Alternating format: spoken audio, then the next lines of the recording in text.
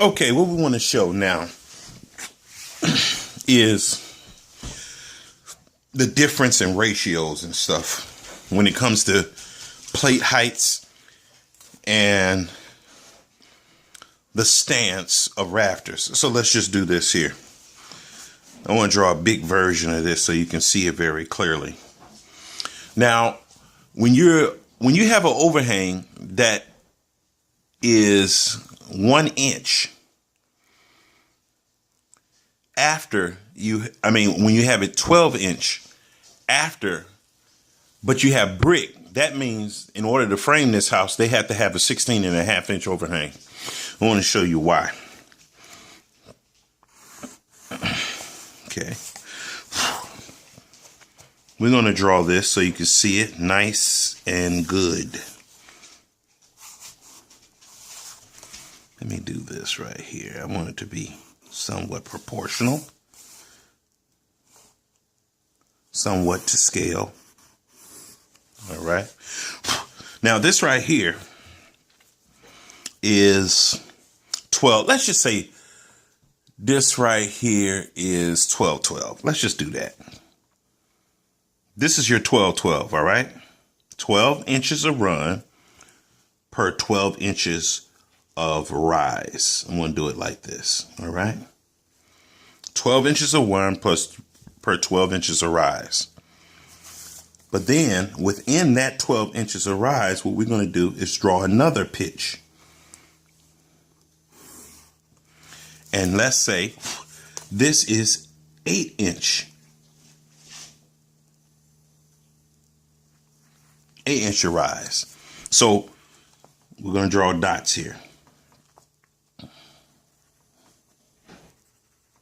So that means from here to here is 8 inches of rise per 12 inches of run.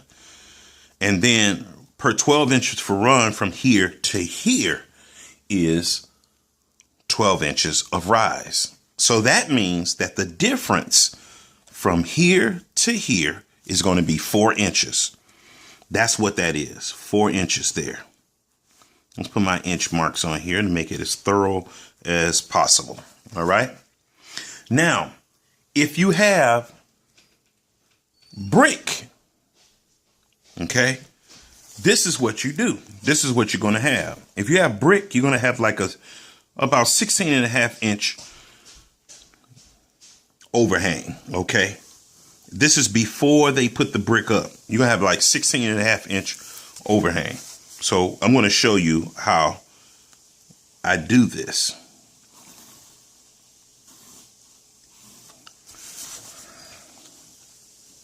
Give you all the keys so you can see all the science behind this.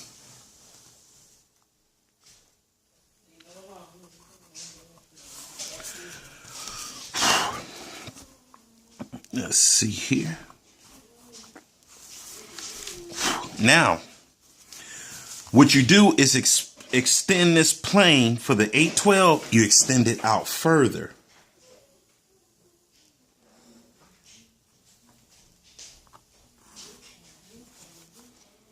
And I just want you to be able to get the concept of what's going on here. All right. And it's really, really important that you get the concept of the principles in your head. And you get the picture in your head. So now look at this. So from here to here is 12 inches. But now look what we're about to do. From here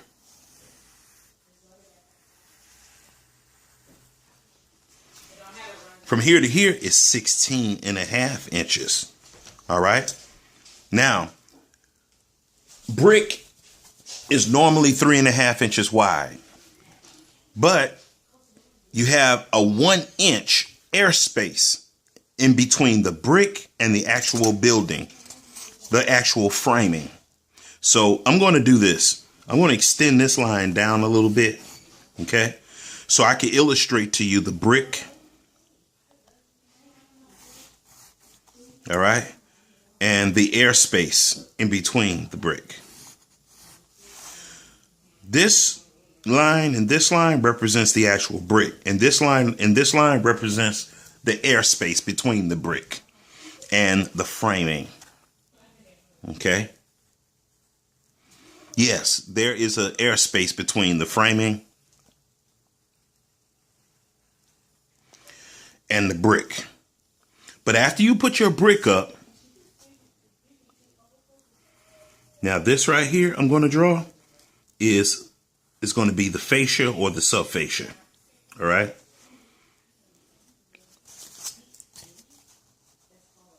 Or the subfascia.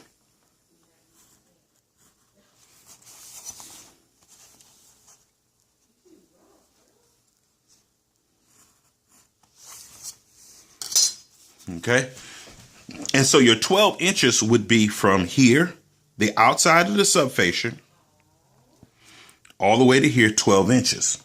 Plus 4.5 inches will give you 16.5 inches, or 16.5 if you write it in decimals.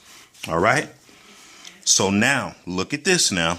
Watch this very, very, very, very, very, very carefully. Now,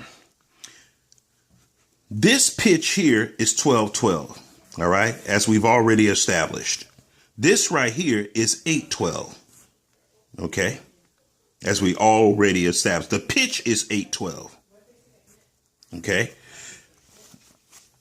All that means is that for every foot you come out, for this number, you're going up 8 inches. And for every foot you come out, you're going up 12 inches. And that's what this 12 right here represents. It represents this length. Okay. But what if you are going from here and you're going 16.5 inches? Then how much is the rise? Having the same angle, the same grade, the same pitch. Okay. And for that, we're going to pull out our calculator. And I'm going to show you how to do this very easily. All right. Now watch this. So you got an 8-12 pitch, right? What you do is you take the numerator, the top number, and you divide it by the bottom number. The numerator and divide it by the denominator. Okay. So you 8. Let me get a better looking calculator so I know that you can see these numbers good. Okay. So you have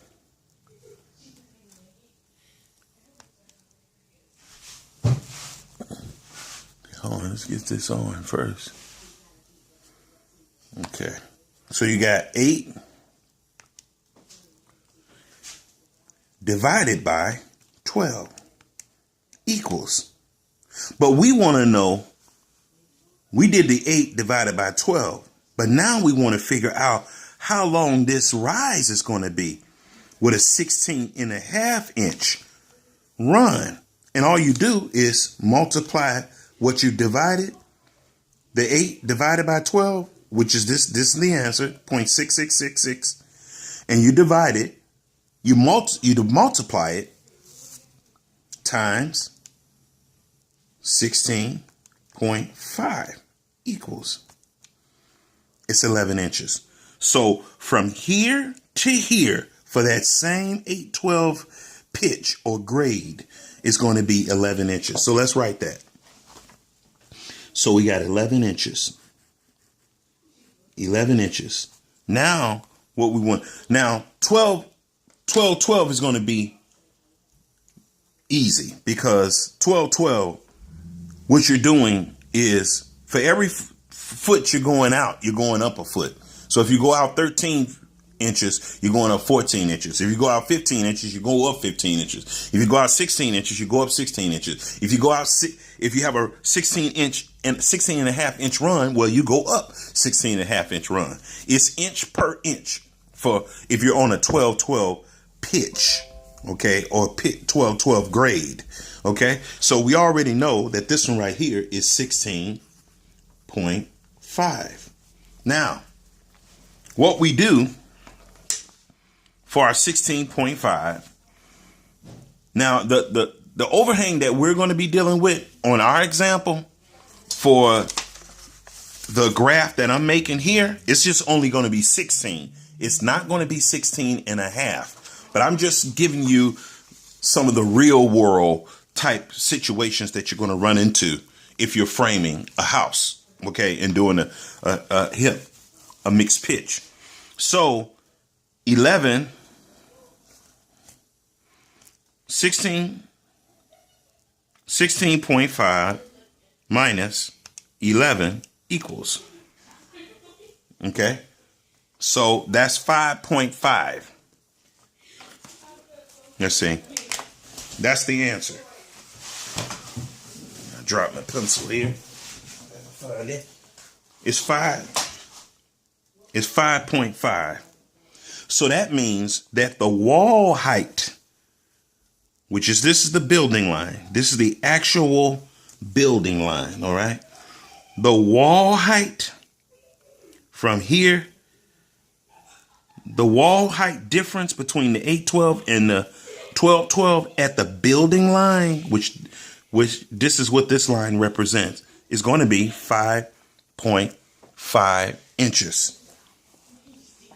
So you're going to have to build up depending on the stock of the rafters. And it's a lot of different variables. If the rafters on the 1212 side are thicker, like let's say 1212, are bigger, 1212, and on one side is 612, well, you're not going to have to build it up that much. Okay. But if the stock is the same, like you have 812 if you have 2x8 on one side and 2x8 on the other side, the 1212 side, the 812 side and the 1212 side, well, yeah, you're going to have to build it up. You're going to have to build it up 5.5 inches. And I want to try to give some illustration of that. I want to go into my yard, my backyard, and I want to set up a whole thing so you can see exactly what I mean when I talk about different stocks of wood and so on and so forth. So let's look at this. So your wall height on your 1212 side is going to have to be built up higher than the 812 side by 5.5 inches or 5.5 inches. So from here, let's do this. Draw some brackets here. From here to here is 5.5 inches. All right. So you can see you still have the same angle, but you're extending it out. And this is one of the reasons why a lot of carpenters cannot get their rafters lined up, because they don't know this. They don't have this principle down right here. They really don't have it down. They don't really have the idea down in their heads about how the concept works when it comes to pitches. And the further they go out, the wider the distance is going to be apart, because the run is getting longer and longer and longer. So the longer that the run gets longer, the longer the run is, the wider the space is going to be. And you can see that illustrated here, because right here this is the ground zero for where both of the points join at, right at the edge of the subfascia. Now, some people have the edges go right to the center of the subfascia, and some go right to the edge of the subfascia. And it's different ways that people do that. So, but you can see that the point that they both meet at is here. And the further the run is, the wider the span gets, the further out. This is why a lot of carpenters that are putting together bastard roofs are not able to get things perfect. They're not able to get it perfect. They don't even know, because they don't know the concept. If you get this down pat, this is one of the, and see, when I do forensic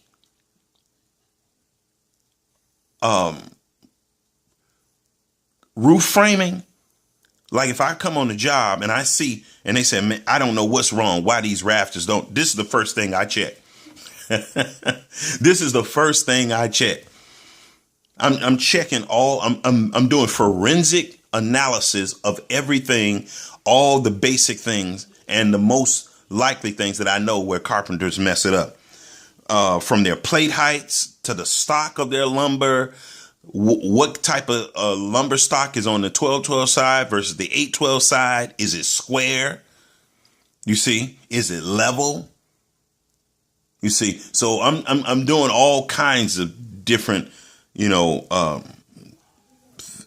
checks to see where is the problem or why they can't put this roof together and where did they go wrong. And so, and then we're able to fix it. This is as I'm troubleshooting, and I'm doing forensic troubleshooting to find out what is going on with the roof or what's going wrong with the roof. You see, so that's basically all I want to show right now.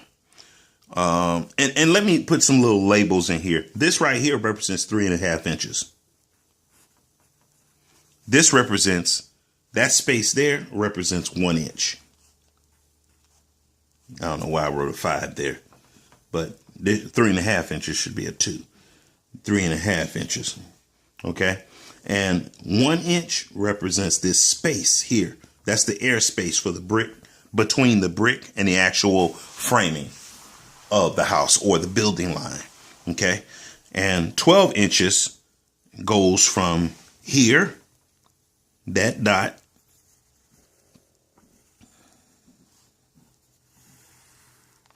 okay, all the way to the brick.